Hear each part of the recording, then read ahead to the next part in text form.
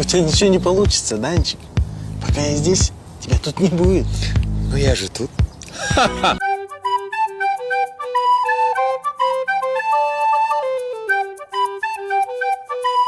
Англисча сөйлөгөнский. Мен турмушка чыктым америкалык режиссерга. Эми бүт Американы бул жака алып келишим керек. Азамат ошол телефончу коюп кыздар менен сүйлөшөт анан. 2019 январь айынан тарта эле биз көптөгөн мыкты кинолорго күбө болуп келсек, бүгүн дагы жаңы кинонун бет ачарынын алдында турабыз. Ал кайсыл фильм десеңиз, Апамды издейм 2 тасмасы. Бул албетте Руслан Акунга таандык. Алдыда биз сиздерге да ушул кино тууралуу айтып жана көргөзүп беребиз. Бизден алыстабаңыздар. Кеттик. Алгачкы күнү эле аталган тасманы көрүүгө келгендердин саны көп болду. Ал эми келген коноктор тасманын башкы каармандары менен сүрөткө түшүүгө узун кезекте турушат. Бир гана кыргыз актерлоруна чектелбеген режиссер Руслан Акун буларга токтолду.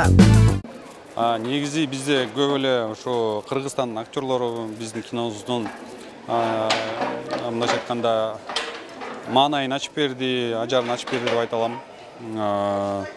Ошо Казакстандан актерлор ойноду, Америкадан биринчи бөлүктөгү, Турциядан аябаганда көп актерлорду тарттык. Анткени окуянын жарымынан көбү Турцияда, Түркия мамлекетинде болуп өтөт да.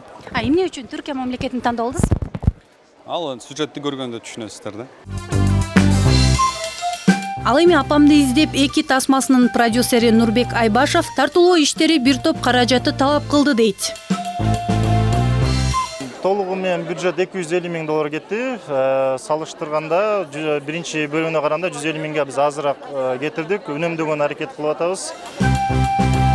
Тасма таласындагы жаңы жүз Адель Кадыева алгачкы чоң ролду ушул жерден алганын айтат.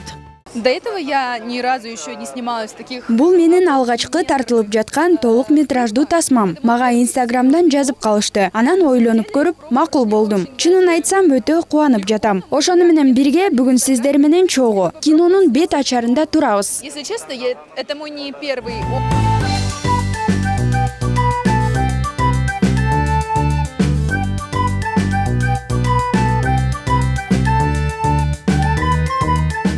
Кыргыз кинолоруна алгачкы тартылып жаткан жоксуз. Жана ошол эле учурда акыркысы дагы эмес чыгар. Бизден негизи эле кино жаратуучулардын өзгөчөлүгү эмнеде экен? Өзгөчөлүгү менимче сиздердин кыргыз элинде өтө талантты жанагы өнөр жулдуздары көп. Жана айтатын болсак, Руслан Акун режиссер, кинонун режиссеру, одан бөлек продюсер Нурбек Айбашев, Жантай Кыдыралиев оператор, сценаристтер Женеш Майрамбек уулу, Бакыт Османканов. Осындай адамдар барда кыргыз киносу дамыйт деп ойлойм. Және бул экинчи тасмасы биринчисинен кем болмайт. Сиз эми кыргыз казак бир тууган, кыздары дагы окшош. Балким кыргыз элине күйөө бала болуп калайын деген оюңузда барбы? Енді оны Алла көрсөтөт. Эгер кыргыз кызы буйруп жатса, онда ешқандай бір кыйынчылыгы жок деп ойлойм. Бастысы сол махаббат болуп жатса, кыргыз кызын да аламыз. Или ты не едешь с Муратом и теряешь и путевки, и свадьбу, и невесту.